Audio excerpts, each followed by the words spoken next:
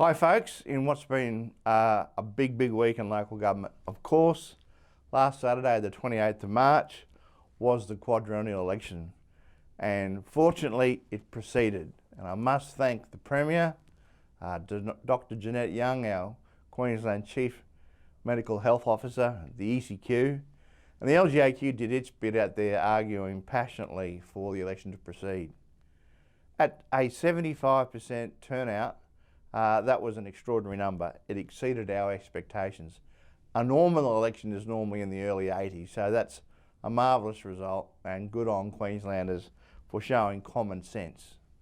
Obviously, the result isn't as to hand as quickly as we would have liked, and indeed many results are unknown, and indeed the postal ballots don't close until next Tuesday, close of business on the 7th of April.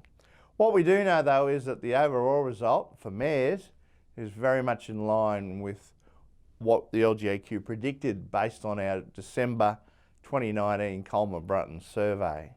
We're going to end up probably with 30 odd new mayors, but the picture when you make the difference between Indigenous and non-Indigenous councils is quite marked.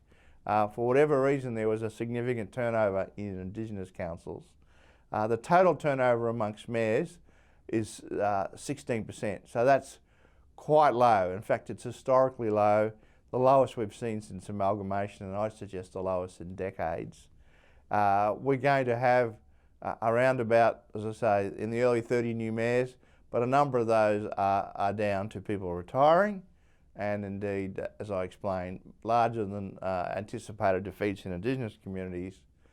As we speak, there's about 6 mayoral contacts that are still too close to call. As soon as the ECQ does declare those elections, you'll be receiving your LGAQ induction and onboarding kits. And not too long after that, we'll start our virtual training, our inductions, our elected member update, which is pretty well renowned and regarded and used by councillors. You'll have the benefit of the mayoral and councillor handbooks as well, the digital packages we send to you. So it's going to be a busy time. For the next few weeks, councillors will be just getting themselves settled in.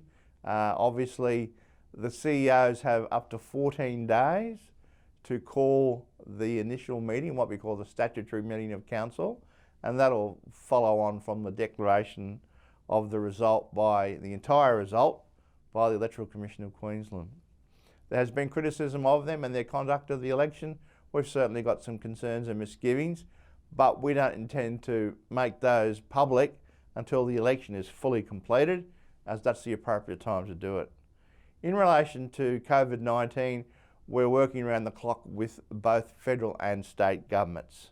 There are daily meetings, hookups with the proper authorities here in Queensland about the rollout of the health and economic responses to this crisis.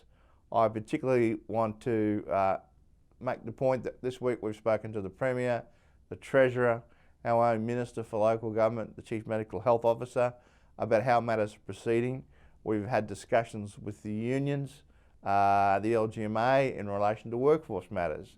One of the questions I get continually is, will councils be eligible for the federal government's Job Keeper program?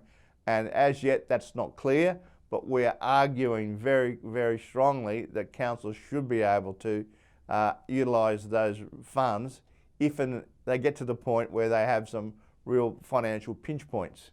We're trying to identify with the Treasury Corporation and the Department those councils that may well be distressed because of matters outside of their control. It might be the loss of revenues from grey nomads. It could be all sorts of things that aren't automatically obvious.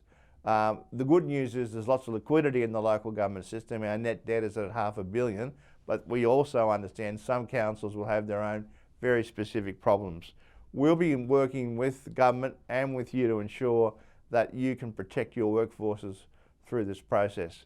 Like you, it's a different world we're living in now. I spend half my day on Skype meetings and indeed teleconferences. I'm getting used to that. We've got about a third of the staff here at Local Government House the rest working from home. But it is going to be with us for some time. You know, I think we need to be prepared for this to be the new normal for most of this year, certainly at least in September, October, and just work our way through it. But rest assured, we're here for you, to work with you, to advocate for you to federal and state governments, and to lend whatever help we can through this most difficult time. Thanks very much.